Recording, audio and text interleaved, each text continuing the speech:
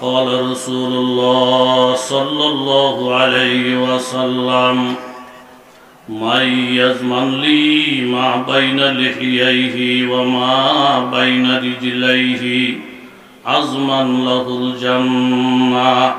ও উম্মতের নরনারীরা শোনো, তোমার দেহ থেকে দুইটা অঙ্গকে হেফাজতের দায়িত্ব যদি তুমি নিতে পারো, একটি হইল জবান, আরেকটি হলো লজ্জার স্থান।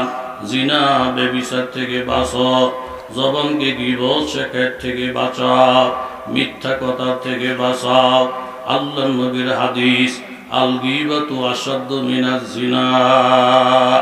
একজন মানুষ যদি সমাজে জিনা ব্যভিচারে লিপ্ত হয়, সামাজিকভাবে লোকেরা ওনার সাথে সম্পর্ক বিচ্ছিন্ন করে, ওনার সঙ্গে কথাবার্তা বন্ধ করে দেয়, কুরবানির সময় ওনাকে পার্টনার নেয় না, লোকটা বড় খারাপ, জিনার মতন অন্যায় কাজে জড়িত।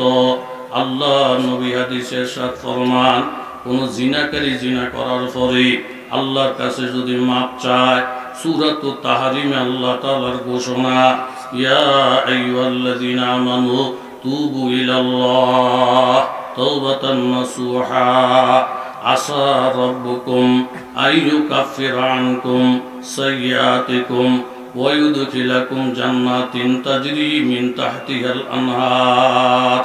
জিনার মতো গুনাহ হয়ে গেছে, নামাজ ছেড়ে দেওয়ার গুনাহ হয়ে গেছে, মিথ্যা কথা বলার মতন গুনাহ হয়ে গেছে। খালেস দিলে আল্লাহ তাআলার কাছে মাপ চাও, আল্লাহ তাআলা মাফ করে দিলে তোমার গুনাহ যদি সমুদ্রের ফেনা পরিমাণ হয়, বালুর কোনা পরিমাণ হয়, আল্লাহর রহমতের দরিয়াতে ঝোঁস আসলে ওই গুনাহ আল্লাহ তাআলা মাফ করবেন। শুধু মাফ করেই ছেড়ে দিবেন না, তোমাকে জান্নাতে যাওয়ার নিশ্চয়তা দিবেন। জোরে বলেন সুবহানাল্লাহ। কিন্তু কোন গীবত শিকায়তকারী আল্লাহ তাআলার কাছে যদি মাপ চায়, ও আসমান জমিনের মালিক, আমি আমার এই জবানটা দিয়া বহু আলেমের বদনাম গাইছি, আমার এই জবানটা দিয়া বহু মুসলমানের বদনাম গাইছি, আমি আমার এই জবান দিয়া মা বাবার বদনাম গাইছি, আমি আমার এই জবান দিয়া অনেক বন্ধু বান্ধবের বদনাম গাইছি, আপনি আমাকে এই গুনাহটা মাফ করে দেন।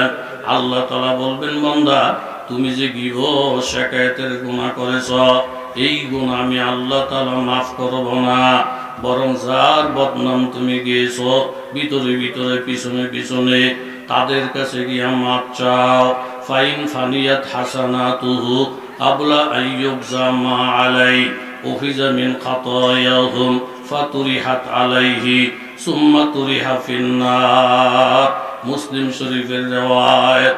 যার বদনাম তুমি গাইছ তার কাছে গিয়ে মাপ চাও, উনি যদি মাপ করে না দেয়, আমি আল্লাহ তাআলা মাফ করব না। এক পর্যায়ে দেখা যাবে, বাবা আমি যার বদনাম গাইলাম ওনার গুনাহগুলো আমার আমলনামায় আসবে, আর আমার জীবনের তাহাজ্জুদের নেকি, জিকির আজকারের নেকি, পর্দা ফসিদার নেকি, এইভাবে দান খয়রাতের নেকি সব ওনার আমলনামায় চলিয়া যাবে।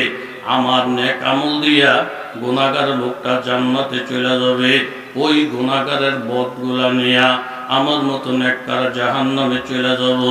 আল্লাহর নবী বলেন, আমার উম্মতের মধ্যে হতভাগা কপাল পোড়া এর মতো আরেকজন হইতে পারে না। জোরে বলেন ঠিক কিনা?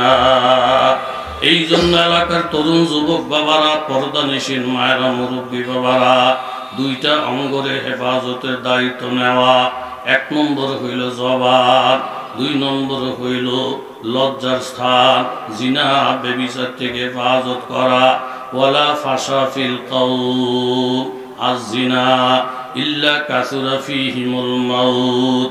সমাজের মধ্যে যখন জিনা ব্যভিচার বেড়ে যায়, তখন মৃত্যুর সংখ্যা বাড়ে। লঞ্চের মধ্যে আগুন লাগে, কোনো মানুষ জীবনও শুনে নাই। লঞ্চ থাকে পানির মধ্যে, লঞ্চে আগুন লেগে মানুষ মারা যায়, করোনায় মানুষ মারা যায়, অ্যাক্সিডেন্ট করে করে মানুষ মারা যায়। জিনা যখন সমাজে বৃদ্ধি পাবে, মৃত্যুর সংখ্যা বাড়িয়া যাবে। আমার নবীর ঘোষণা, তোমার জবানকে হেফাজত করো, লজ্জাস্থানটাকে হেফাজত করো।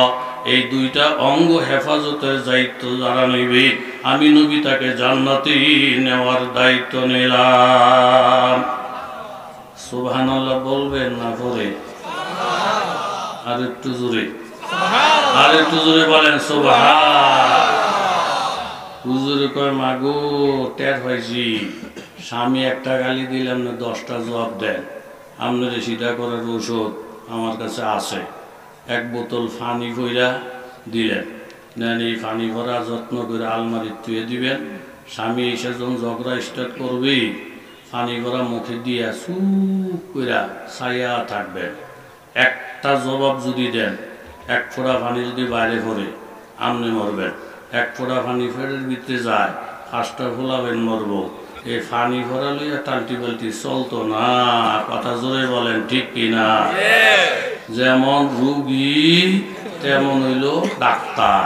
বহুত বড় আল্লাহর ওলি, সাপ, জিন, ইনসান, পশু পাখি ওনার সঙ্গে যোগাযোগ করে। যেমন পয়গম্বর সুলাইমান কে আল্লাহ তাআলা বলেন ওয়া হুশিরা সুলাইমানা জুনুদাহু মিনাল জিন ওয়াল ইনস ওয়াত তায়র ফাহুম ইউজাউন। সুলাইমান আলাইহিস সালাম যেরকম মানুষ, জিন, পশু পাখির পয়গম্বর ছিলেন, আল্লাহর খাঁটি ওলি যারা তাদের সঙ্গে জিন কথা বলে, পশু পাখিও কথা বলে। কথা জোরে বলেন ঠিক কিনা? সাপ আল্লাহর ওলির কাছে গিয়ে বলেন হুজুর বহু মানুষ আপনার থেকে উপকৃত হয়, আপনি আমাকে একটু উপদেশ দেন। হুজুর বলতেছেন তুই তো সাপ, সারা শরীরে বিষ আর বিষ, উপদেশ শুধু এতটুক তুই মানুষকে কষ্ট দিবি না। সাপ নিয়ত করছে কাউকে কষ্ট দিব না, সলিডভাবে চলবে। এই নিয়ত করে রাস্তা দিয়ে যখন চলে, কিছু কিছু বদমাইশ আছে, সাপ দেখলে একটা ঢিল না দিলে, একটা গুতা না দিলে, একটা ফিরা না দিলে ফেরের ভাত হজম হয় না। এরকম খাসলতের লোক সমাজে আছে না নাই? আলেম ওলামা গেলে একটা টিটকারি, একটা মস্কারি। তবলিগের গাঠি দেখলে একটা টিটকারি, একটা মস্কারি। কেউ লিঙ্গুরে ধরে টান দেয়, কেউ দূরের থেকে ডিল মারে। সাফে কয় লেঙ্গুরে ধরে টান মালতাছ বেড়া, তোর সিধা করার শক্তি কি আমার নাই? করতাম না, যেহেতু ফিরের নিষেধ, কারোর কষ্ট না দেওয়া। হিন্দু করে ফির হইয়া এইভাবে পানি ফালাই দেওয়ার ক্ষমতা কি মুসলমানের নাই? আছে, কিন্তু ফিরান যাইব না। এর লেগে আল্লাহরও নিষেধ, রাষ্ট্রীয়ভাবেও নিষেধ। বিধর্মীদেরকে অত্যাচার কইরা বাপ ডাকে ফেলবেন, ফারবেন আপনি ঠিকই, কিন্তু আল্লাহরও নিষেধ, রাষ্ট্রীয়ভাবেও জোরে বলেন কি নিষেধ। সাফে বলে আমার লেঙ্গুরে ধরে টান দেশ বেড়া, সিধা করে লেতে পারতাম, ফিরের নিষেধ। কেউ মাথার মধ্যে আঘাত দেয়, কেউ ঢিল মারে, ফিডা ভাড়া খাইয়া অল্প দিনের মধ্যে দেখে লেঙ্গুর নাই, মাথা নাই, সোলাইয়া মোলাইয়া অত্যাচার কইরা বেদিশা।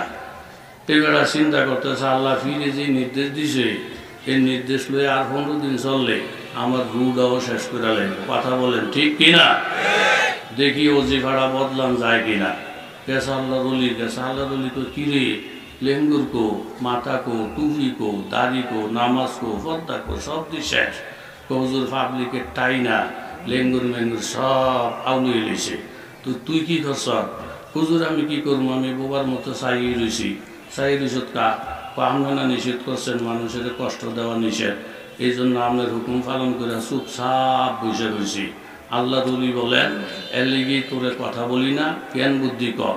আমি মানুষের কষ্ট দিতে নিষেধ করছি, কামড় দিতে নিষেধ করছি, কিন্তু ফোট ফাট করতে তো নিষেধ করি নাই। কথা জোরে বলেন ঠিক কিনা?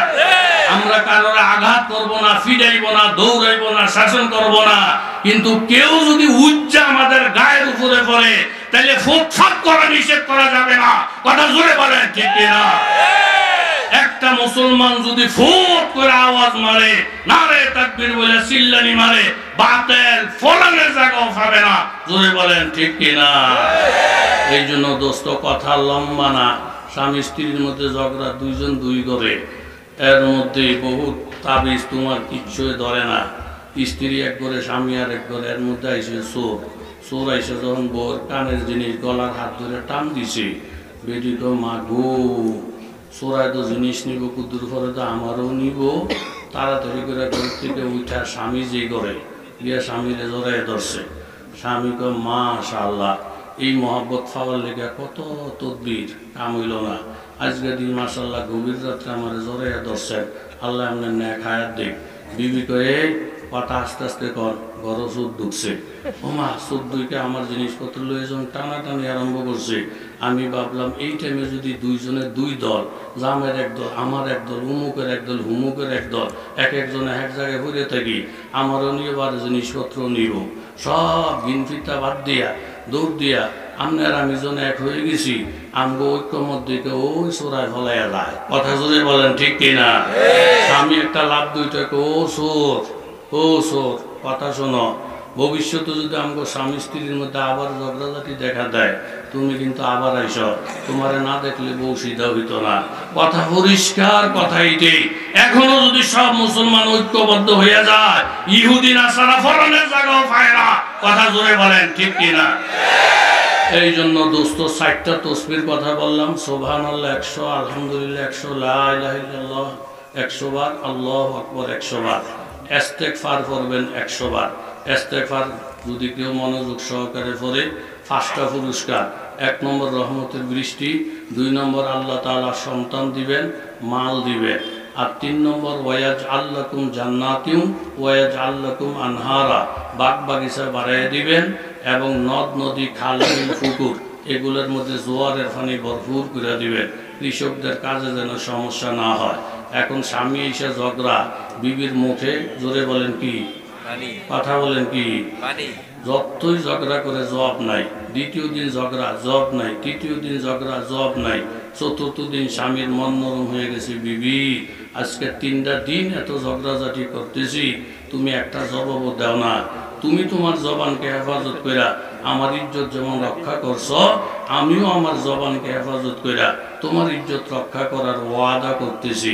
দুইজনের জবান যখন নিরাপদ হয়ে গেছে, তাবিজ তোমার সারা আল্লাহ তাআলা মহব্বত পয়দা করে দিয়েছেন। জোরে বলেন সুবহানাল্লাহ।